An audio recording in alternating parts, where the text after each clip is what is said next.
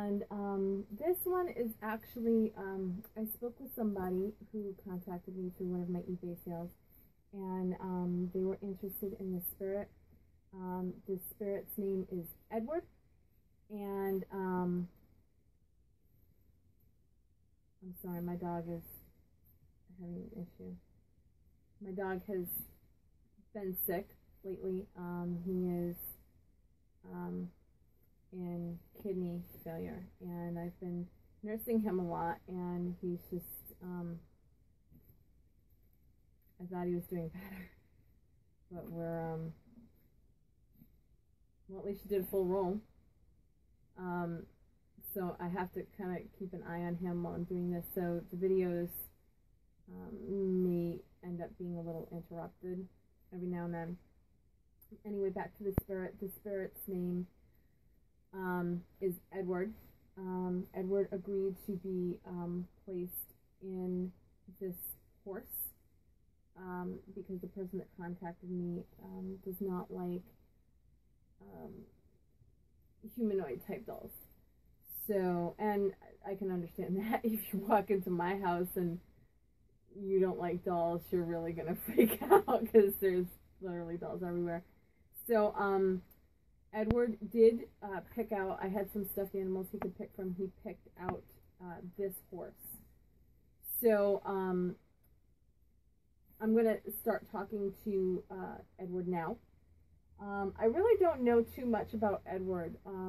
I did read Edward's energy. And I saw some yellows, little orange, pink. So he has some power to him already. But he did ask me, now, I think, Edward, correct me if I'm wrong, did you say you wanted to be a guide? Yes, you wanted to be a spirit guide, okay. Yes, because you, yeah. So what, yeah, okay, what Edward is interested in doing is, kind of being a filter, keep negative spirits at, this is for somebody that, wants to learn to communicate with spirits more. And Edward said that he would be willing to work like my spirit guide, Ari. Now, what Edward would do is he would help to unlock certain abilities in you, right? Right. So he would work to help unlock certain abilities. Now, your comfort level will determine how far he goes. And I will explain, because I've told some people this, but I don't believe I've actually addressed this in a video. Now, there's reasons why in my videos I will like mishear something or not quite get the whole thing, and the reason for that is I could tell Ari to open me fully. I would see spirits all the time. I would hear spirits all the time. And I don't think that that's something I'm comfortable with. And the problem is, once you unlock that, once you open Pandora's box, you can't close it again. It's a done deal. So what I had Ari do is to unlock me to the point that I can turn on and tune in. But even when I do, I still have like a margin of error. Sometimes spirits are so strong, I can hear their accent when they speak. I can, they can fully manifest for me, and I can see every detail. Other spirits, I get foggy details. I hear part of what they're saying, but not all of what they're saying. And again, this is why I use a pendulum, because I want to make sure I'm hearing them correctly when I am speaking with them. So if I get something wrong, they tell me right here, and then I have to go back and concentrate harder.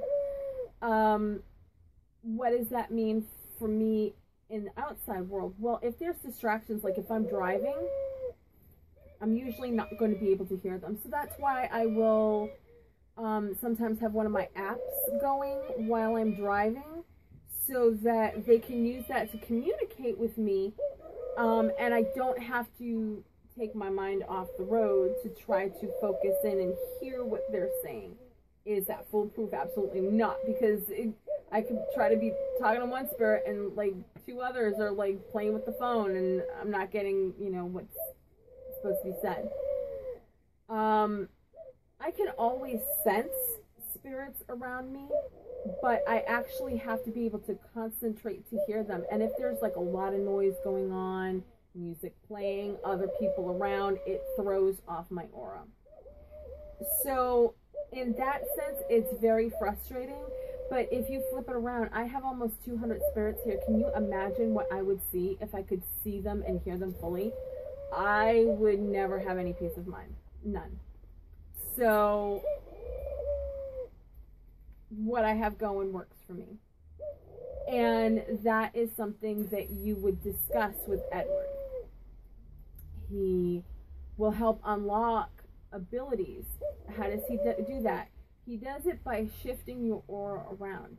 Now, one of the easiest ways to hear spirits, and this is what I tell them all the time, I said I have to go indigo.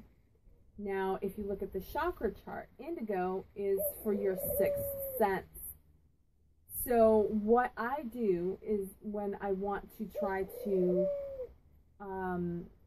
tune in to what I'm hearing, I physically change my chakra color, my aura all around me. I physically, in my mind, I manifest that my aura is changing to this deep, deep purple so that I can hear them clearly. And so that's another thing he's doing. If your like indigo is very, very thin, what he'll do is it's so hard to explain it. It's so hard to explain it. But he will awaken certain senses, and he does that by shifting your awareness and your auras around. So it just depends on your comfort level on how far he will go, and that is something that you do have to discuss with him. And again, keep in mind that once you open the door, you can't close it. So if you open it too far, that's it. I mean, I've opened my door, but I can close it if I need to. So that is what Edward wants to do. I guess we would call that a spirit guide, although he's not really a guide. He's more like a spirit mentor, I guess. I think that's a better way to call you, a spirit mentor. Yeah. It's a much better thing, spirit mentor. Because once he opens you, you would be able to communicate with him better, and when you form a bond with him, he will be like the main spirit that you go to when you want to communicate. You will basically run everything through him. If you're thinking about working with a Ouija or a spirit board, run it by him. Is this a good idea? Is there spirits around me that maybe I don't want to invite in by using this?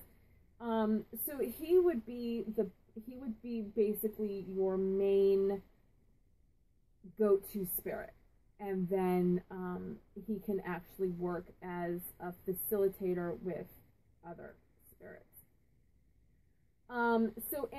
So that's what he wants to do, and that's what he is capable of doing. So let's talk with Edward about his life and who he who he is, because he's still alive. It's just in a different form. So let's talk about who he was and who he is. So, Edward, can you manifest?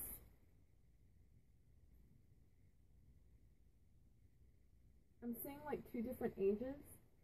He presents himself younger, but he died.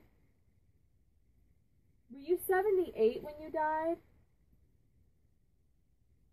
But he presents himself as younger. He presents himself as he always saw himself. And I can relate to that. You know, I'm in my 40s now, and I'm just like, what the hell happened at 28? What the hell happened at 35? You know, I don't dress my age. I don't act my age.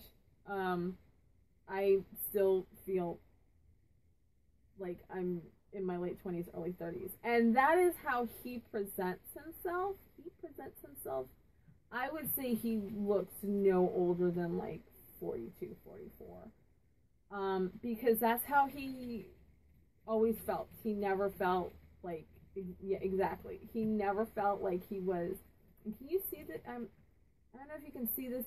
You can probably see it on this one, but I don't know if you can see it on that. But that's exactly how he always felt. He felt like he never got beyond, like age-wise, like he never got beyond the mid-40s, right? I can relate, totally relate. So while he did die older, he's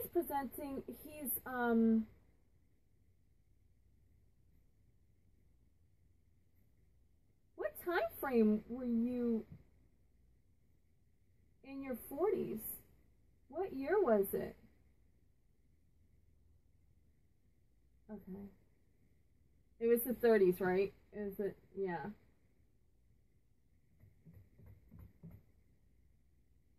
You said you turned 42 in 1936? Okay. Because what I'm seeing, he's got like a sweater vest, and it's like it's argyle, right? That's because it's got the diamonds and then it's got the lines. It's an argyle. He's wearing a sweater vest, and he has like a button-down shirt underneath it, like long sleeve button-down shirt, and he's wearing khaki trousers, and he has brown hair, like dark brown hair, and it's like very clean cut, so this like parted like at the side and then swept over, very clean cut. He has you have brown eyes, right? Those are like deep brown eyes. They're not hazel. No, those are brown eyes. Yeah, definitely brown eyes. So that's how he's presenting. And so if you turned, what did you say it was, 42 in 36? I hate doing that type of math. So you were born in the 1800s. We'll just say he was born in the 1800s. I'll just do the math later. So you were born in the 1800s. The late 1800s.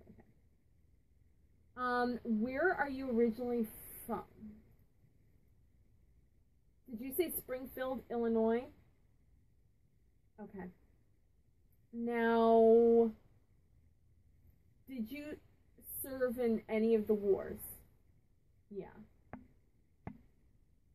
What branch?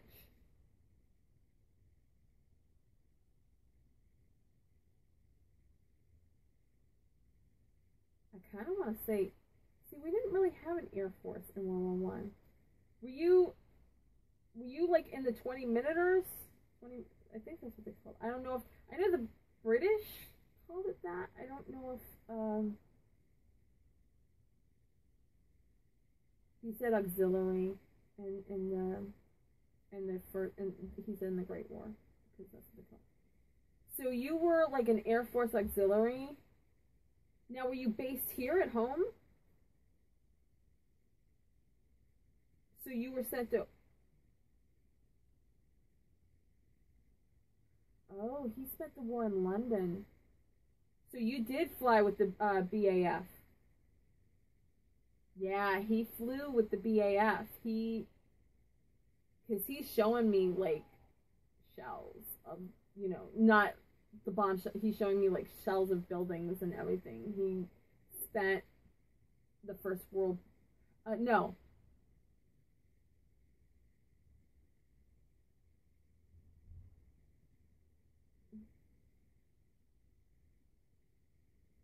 Where what?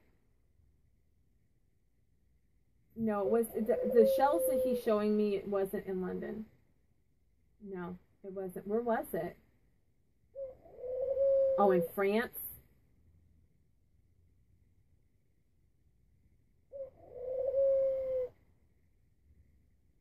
Okay. Were you training pilots in Britain? No. So you were flying with them. Okay.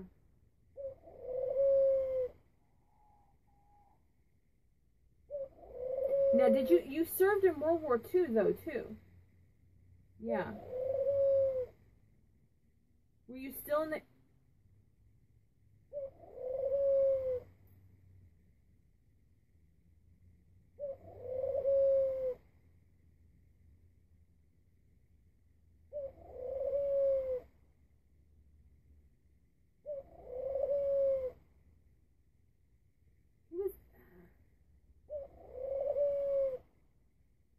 Like see, I don't know much about the military. He was kind of like a coordinator, a go-between.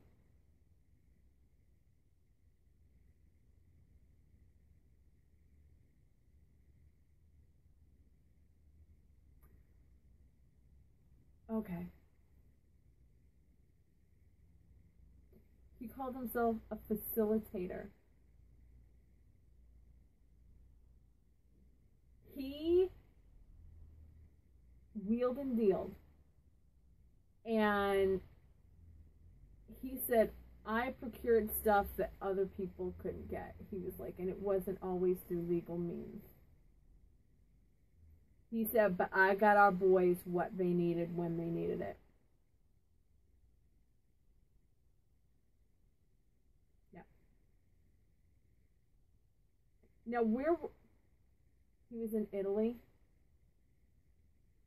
Did you spend most of the war over in Italy? No. Now, did you sign up? Did you get drafted? Were you still in the military? No. He was out of the military at that point, and you signed up again.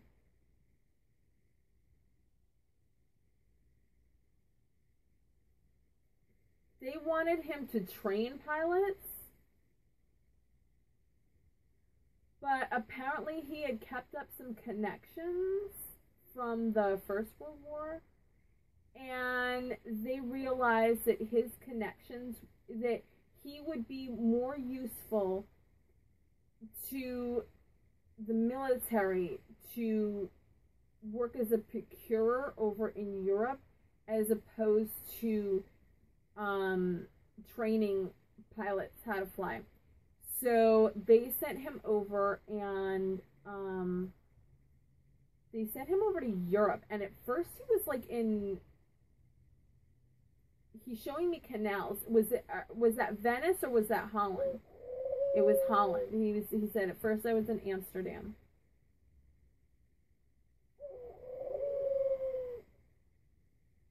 And he moved by train a lot. Did you have to dodge the Nazis a lot? He had a suitcase full of different passports, money. And he's showing me like a false panel in the suitcase where you had this stuff hidden. So you were working.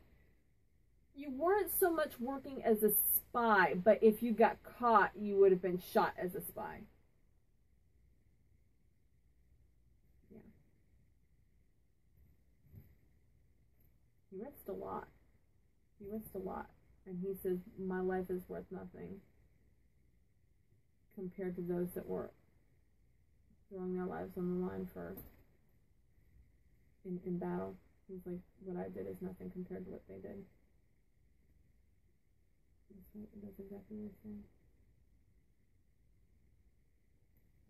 Okay. So after the war, now, did you have a family? He said I just never got it. Not getting around to it in that day and age is a little bizarre. Yeah.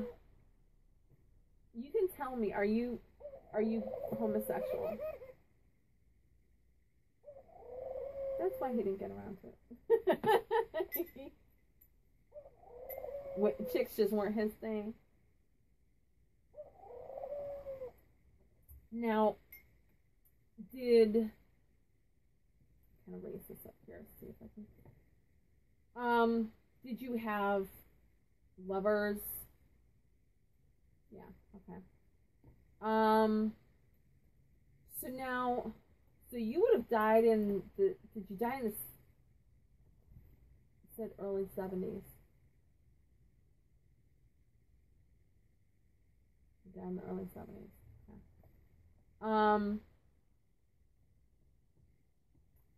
We kind of weren't there yet as a nation. So you were never able to come out. No. Did you ever like live with anybody or? Nope. Do you feel kind of sad because we've like progressed to a nation that it's not that big of a deal? Do you feel sad that you were never able to? No. He said I lived how I wanted to live. Yep. Okay.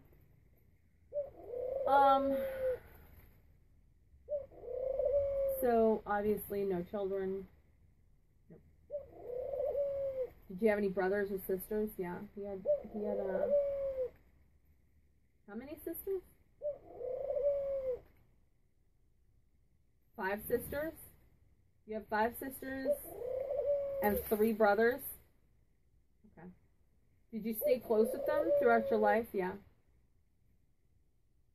Yeah. Okay. Is there anything else that you want to talk about your life?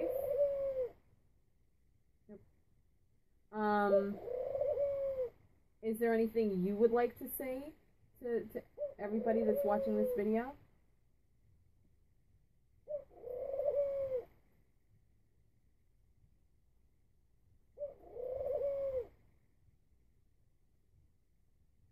He says, I'm excited to be a part of whoever's life, whoever wants me in their life.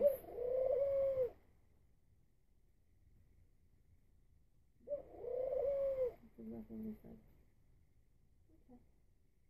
Is there anything else I missed? Nope. Anything else you want to say?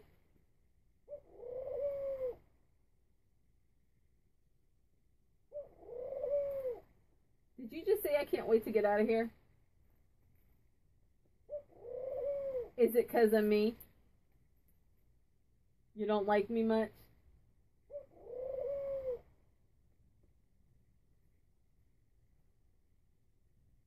He said he likes me fine. He's like, it's just too crazy in here. Yeah. So Edward is like ready to go. He's just so ready to go.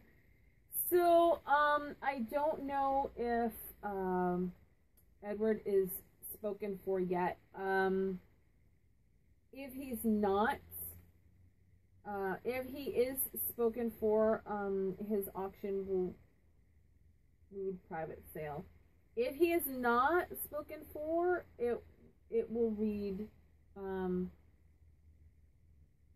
know, it would be an open auction like the other auctions that I have. It will read, you know, free haunted horse, free haunted stuffed animal, or something with his spirit attached to it. So, that is it for Edward and I will see you guys in the next video. Thanks for watching.